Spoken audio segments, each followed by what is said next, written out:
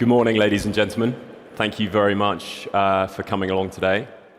My name is Guy Anderson, as mentioned, and I am the portfolio manager for the Mercantile Investment Trust, which is an investment trust which invests in UK-listed mid and small caps, so companies that are listed in the UK, and we're looking to deliver long-term capital growth from this portfolio. And Mercantile was established in 1884, so this year marks our 140th year of operation. So when we talk about investing for the long term, hopefully that gives a little bit of sense of the importance of that.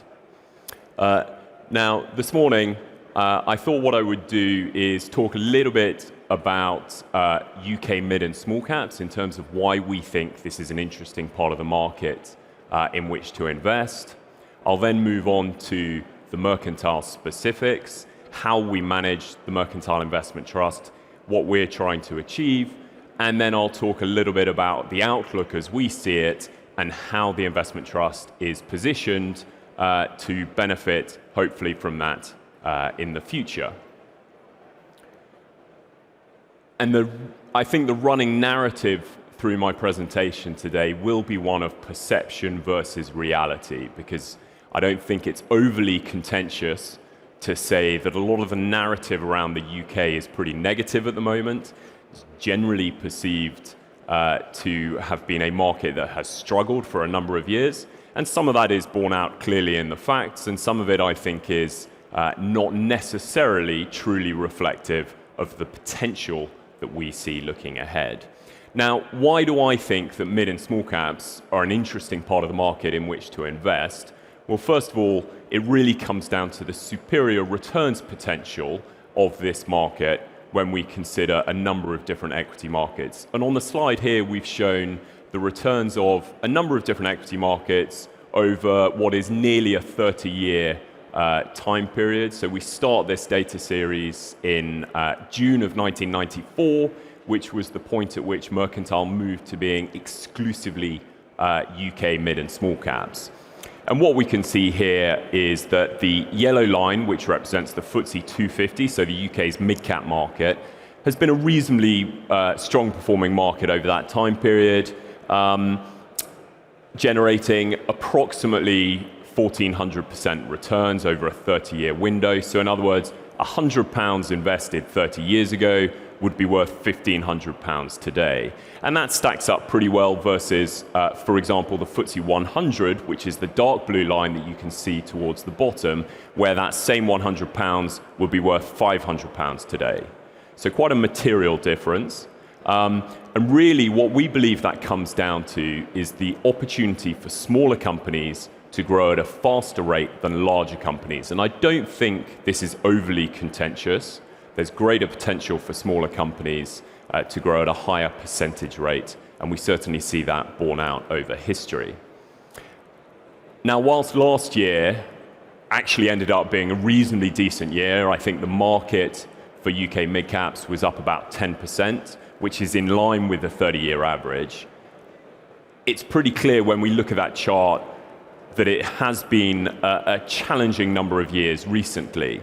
And indeed, if we just zoom in on the last 4 years, and I think this is quite important, if we zoom in on the last 4 years, that's a period in which mid-caps, as represented again by the FTSE 250, have effectively trod water. So that's pretty disappointing. So a flat return over 4 years. And so I wanted to dig into that for a moment, just to understand, has that been driven by the earnings profile deteriorating?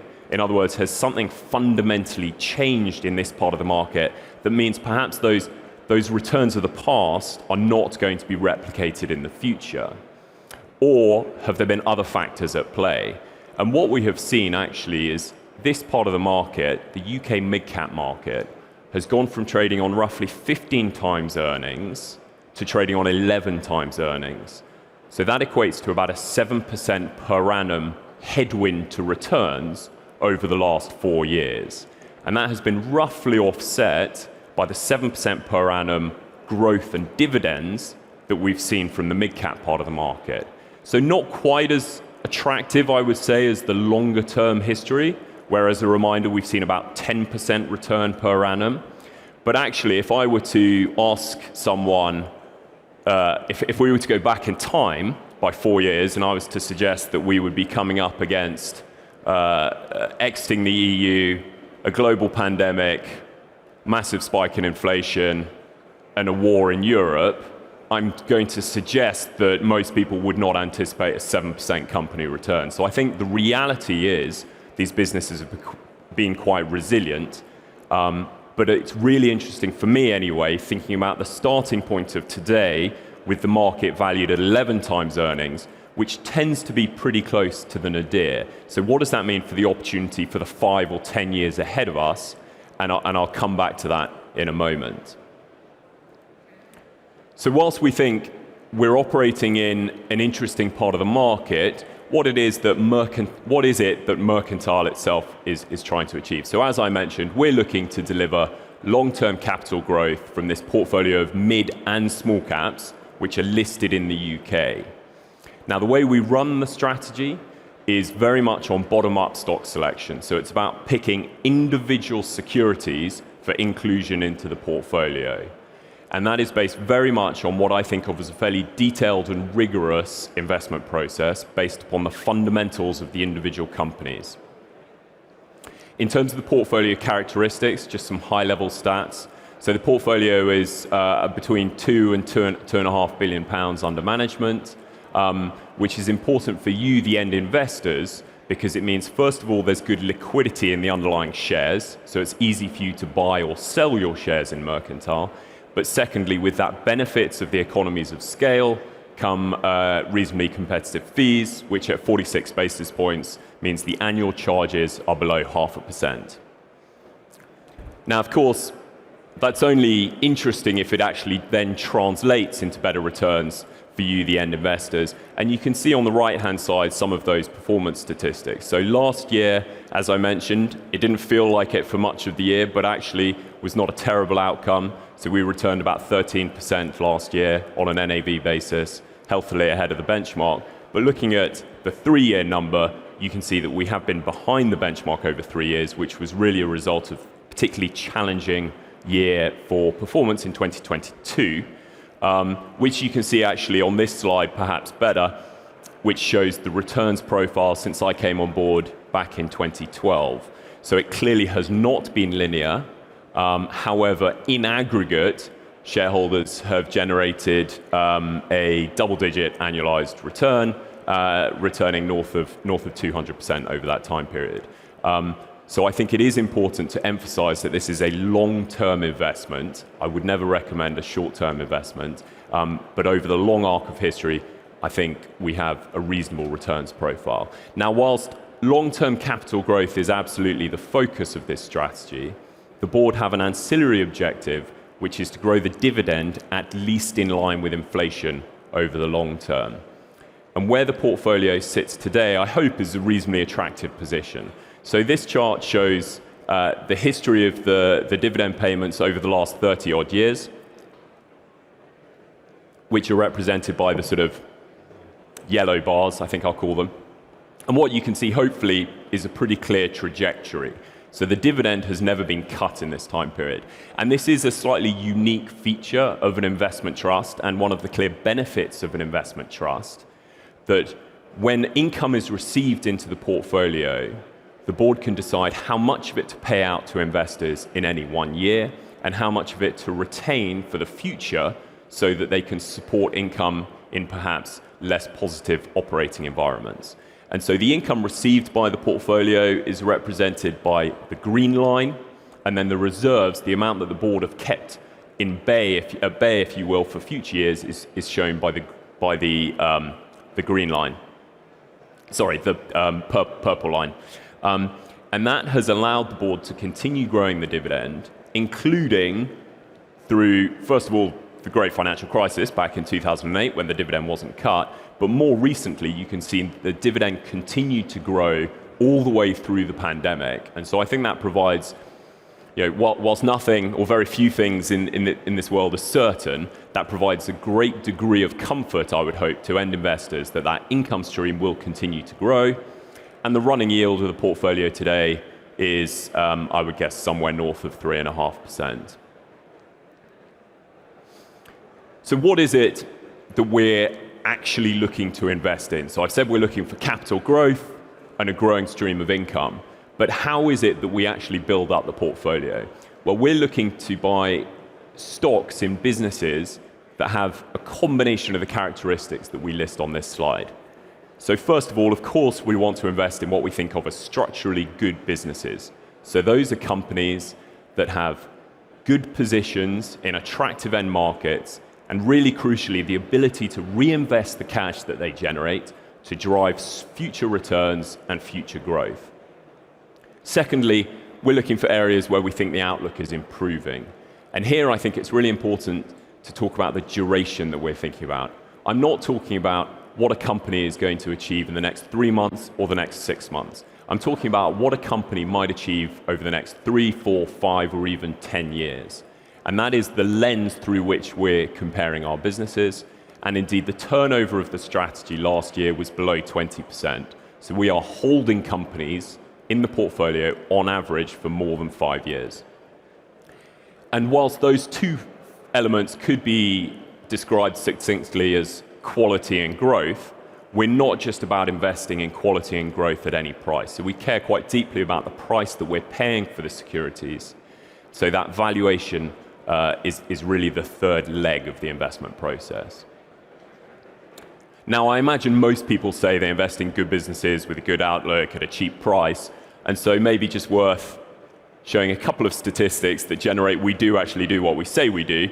And here you can see that on a look-through basis of the portfolio, so if we were to aggregate everything up to the portfolio as if it itself was a single stock, that hopefully some of those positive credentials feed through.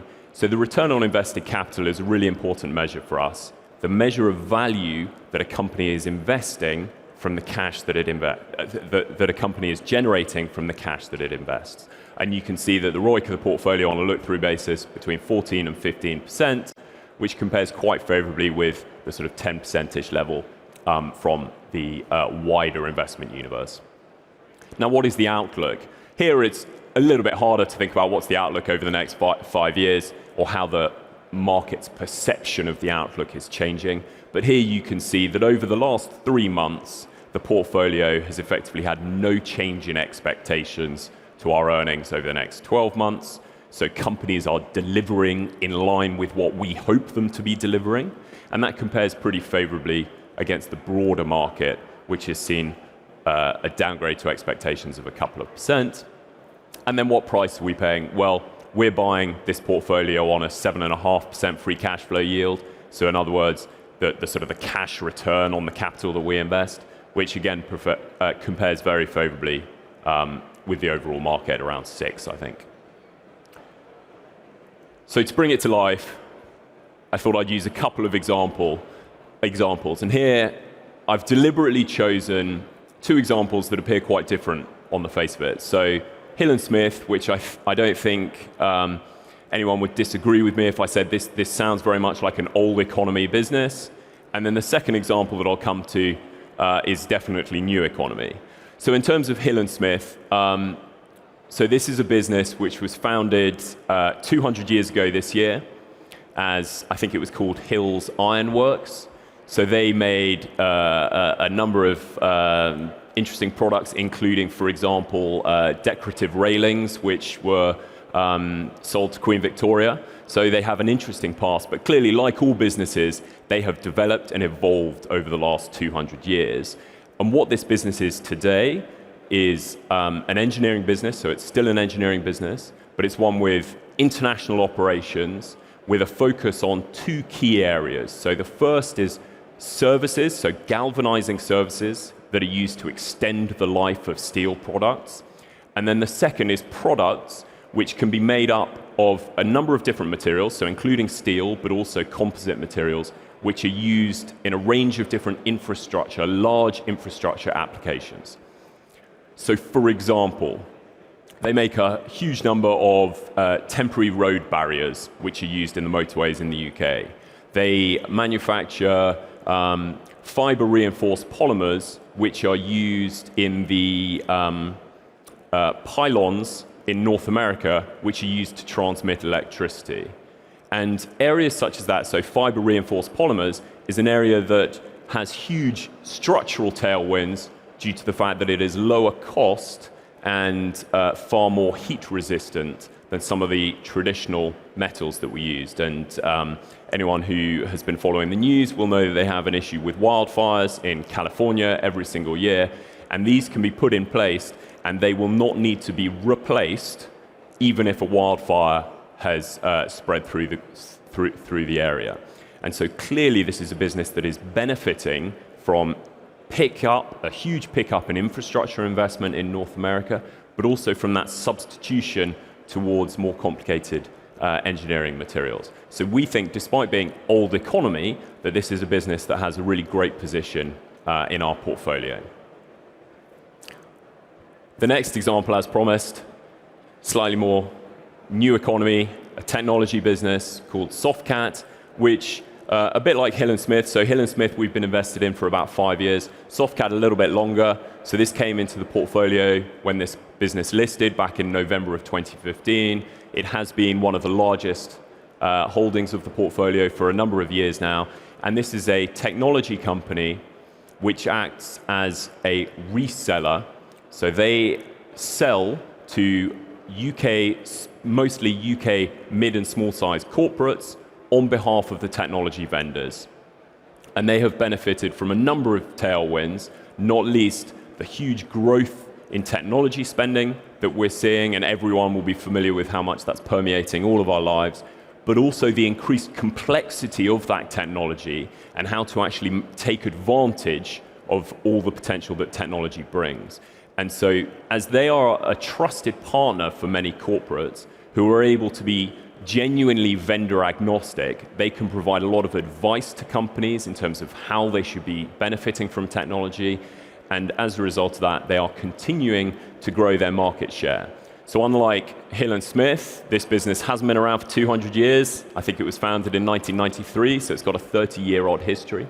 But over that time period has gone from relatively humble origins, where it actually started off as a catalog business, to where it sits today as one of the largest technology distributors in the UK, but with a huge growth runway ahead of it. So when I think about the outlook and the positioning of Mercantile, I can't help but think back to 12 months ago when I was standing up here. And I think there were a number of things that we were talking about that day. So I'm pretty sure we were in the midst of what appeared to be a regional banking crisis in North America. And closer to home, domestically, we were absolutely stuck in the teeth of some pretty vicious inflation and one of the fastest monetary policy tightening periods that we have experienced.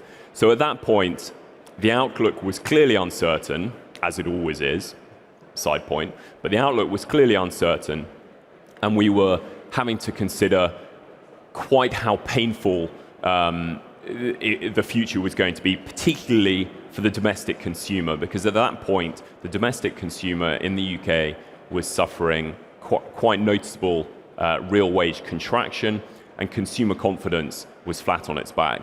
To put it in context, consumer confidence was in fact the lowest level that it had been in 50 years. Today, I think it's fair to say things are looking a little bit different. So again, this comes back to one of my earlier points about perception and reality. So narratives are very easy. It's very easy to lock upon a narrative, but over the long period of time, it is the reality on the ground that will drive financial returns. And I think the reality is quite significantly better than the narrative. So the chart on the left-hand side just shows the arc of inflation over the last few years. And we can see really quite how bad it was. Double-digit inflation just over a year ago. However, that inflation has clearly been moderated. Some of that mechanically was always going to happen because of commodity prices and the base effect, but some of it obviously due to other changing dynamics. And we've been through a pretty vicious monetary policy tightening period, as mentioned. The result of having been through that period, though, I think is that things look a little bit better. So one of the really important parts for mid and small caps is the domestic economy. It's far more important for mid and small caps than for large caps. And when we think about the domestic economy, one of the important drivers of the domestic economy is consumption.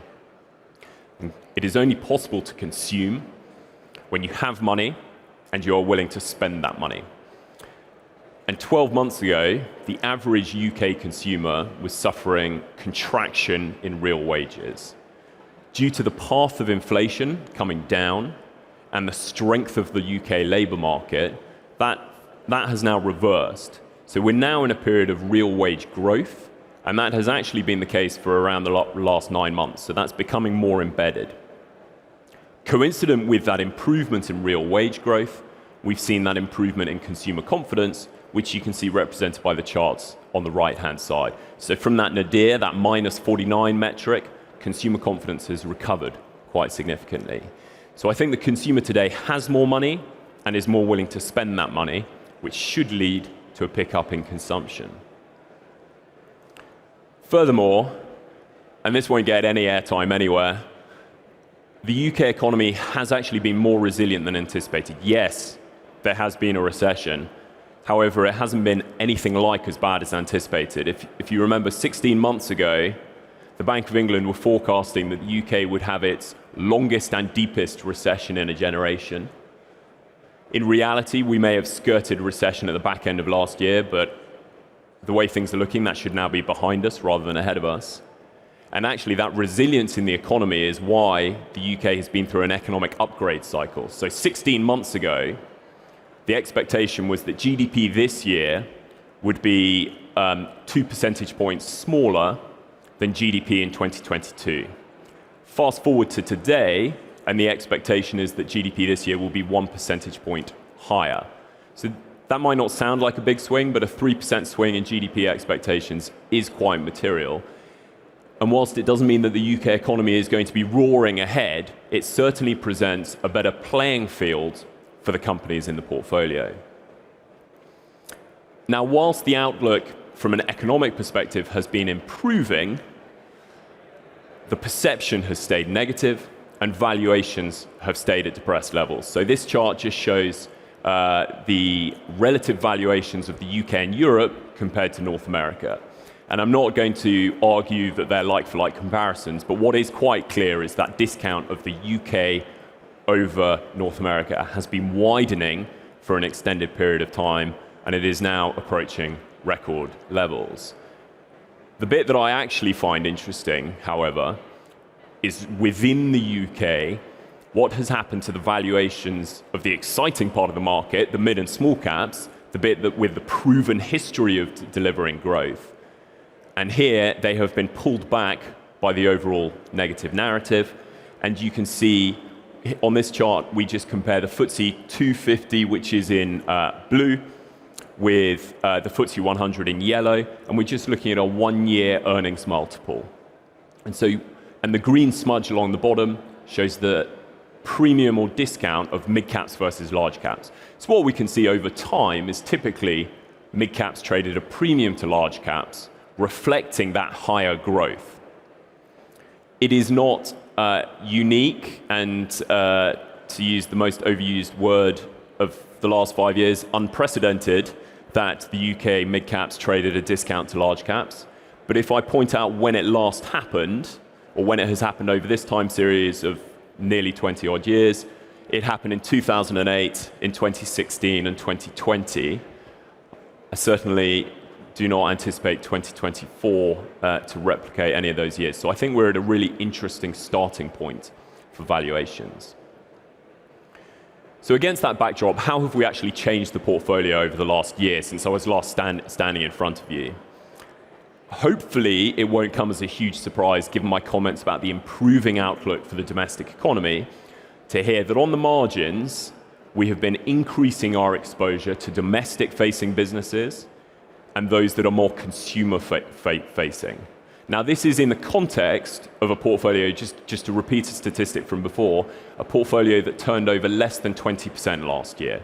So more than 80% of the portfolio is completely unchanged, reflecting that long duration investment approach. But the 20% that has changed, I would highlight one or two changes. The first is a pretty substantial increase in the exposure to both the UK house builders and some UK property companies.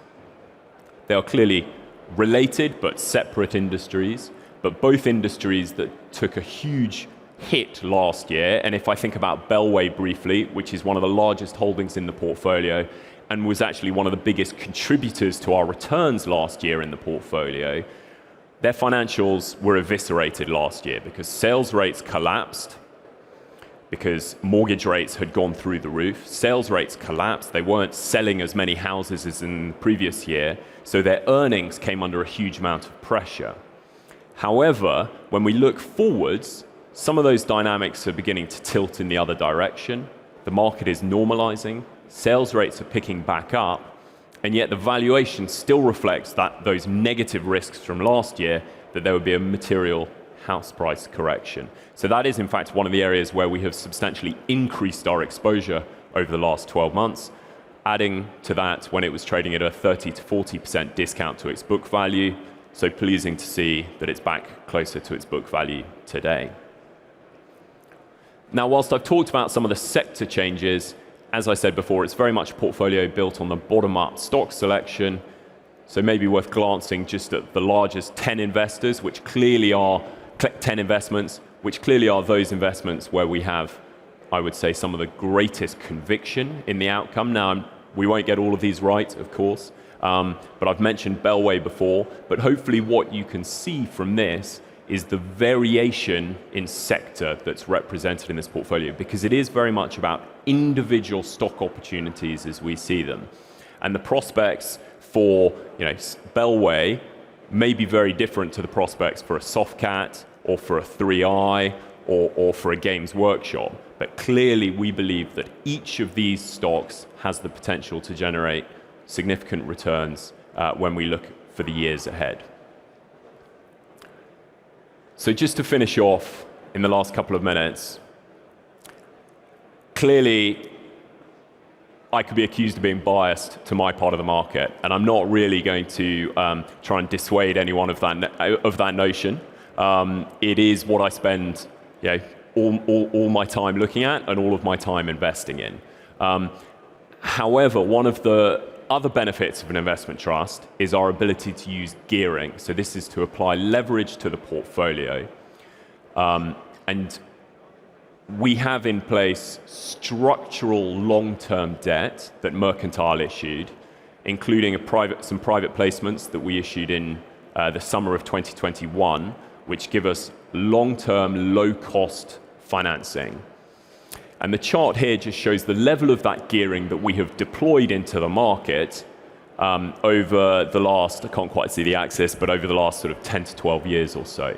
And what you can see, the blue bars show that level of gearing, and you can see that the gearing in the portfolio today is actually just under 15%, which is the highest level in this time period. So whilst occasionally it's interesting what people are saying, I would hope that what they are doing reflects what they really believe. And what you can see here is that we are running at our highest level of gearing over that time period. So clearly we actually are finding more opportunities of stocks that we want to buy to put in the portfolio than those that we want to sell and remove from the portfolio. And for me, that is often the best indicator of the true opportunity that we see ahead of us. So thank you very much for your time and your attention. I would just finish, just in terms of the summary, to repeat some of the points I've made before. I think moderating inflation and that improving consumer backdrop is clearly feeding through into our growing optimism. And yet our assessment is that is not currently reflected in valuations, which are sitting at extremely attractive levels. And so hopefully I've sparked a little bit of interest in Mercantile, which I believe provides focused exposure to what we believe is a pretty compelling opportunity. So thank you very much for your attention, and I hope you all have a fantastic day today.